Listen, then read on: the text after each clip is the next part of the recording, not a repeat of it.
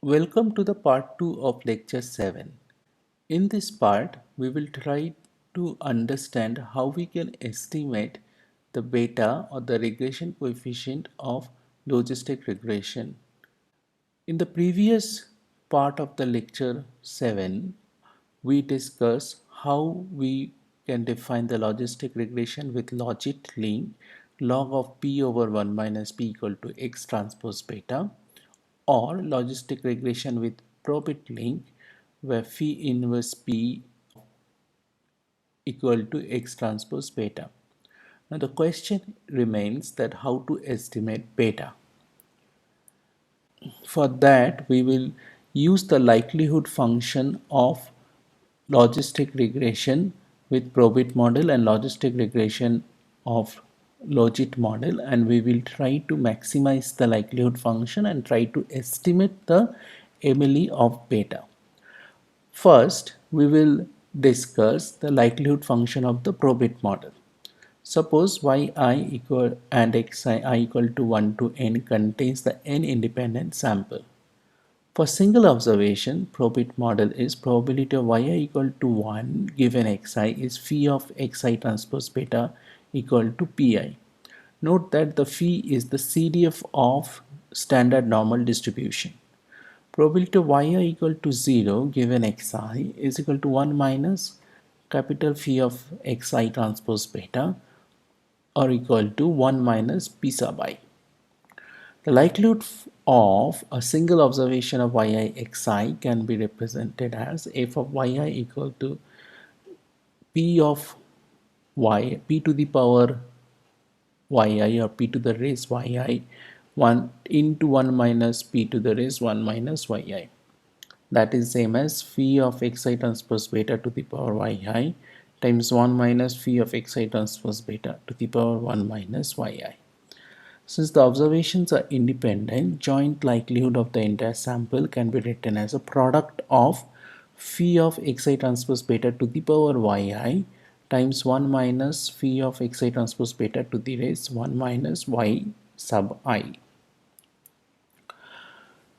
Now, if this is my joint likelihood of the probit model, we can define the log likelihood of the probit model by taking the log, which will make the product as a sum y and then yi log of phi of xi transpose beta plus 1 minus y times log of 1 minus phi of xi transpose beta. And if we take the negative, then or multiply it with the minus 1, then what we got is negative log likelihood function of the probit model. Now we discuss the likelihood function of the logit model. Suppose y sub I x sub I contains the n independent samples.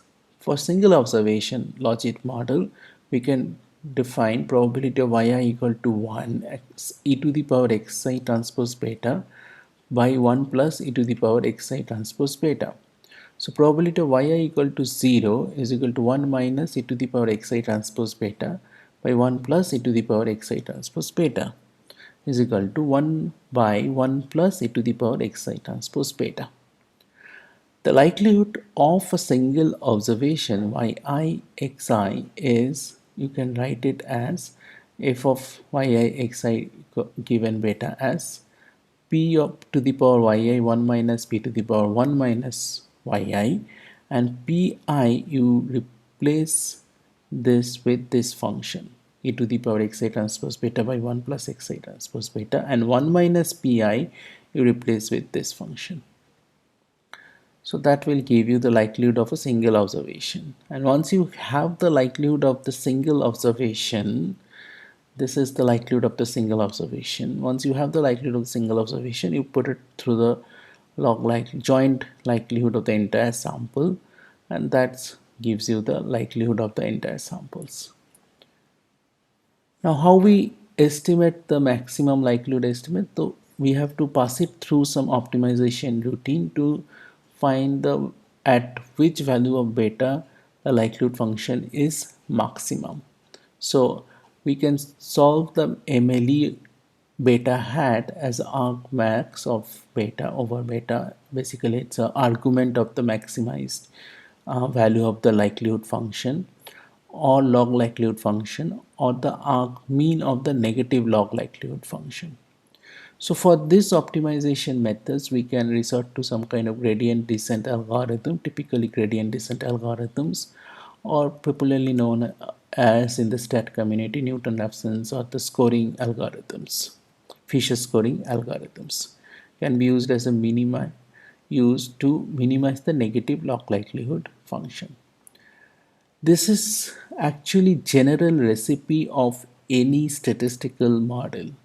You can, if you have a model, the first thing you should try is to write down the likelihood function or log likelihood function, then take the negative log likelihood function and pass it through the gradient descent algorithm to estimate the maximum likelihood estimate of the parameters. And this is how we typically estimate the parameters of any model, and then we try to use those fitted model or trained model to do the prediction and the statistical inference. For simple linear regression, one can show that the OLS estimator of beta is also maximum likelihood estimator. In practice, you don't have to implement any optimization. There are two Python modules which implement logistic regression. One is the stats model, another is the sklearn, also known as scikit-learn. There is a built-in function called glm in our package named stats, which you can use to fit the logistic regression. You can use whatever you find suitable to you. In the next video, I will discuss the statistical inference with logistic regression.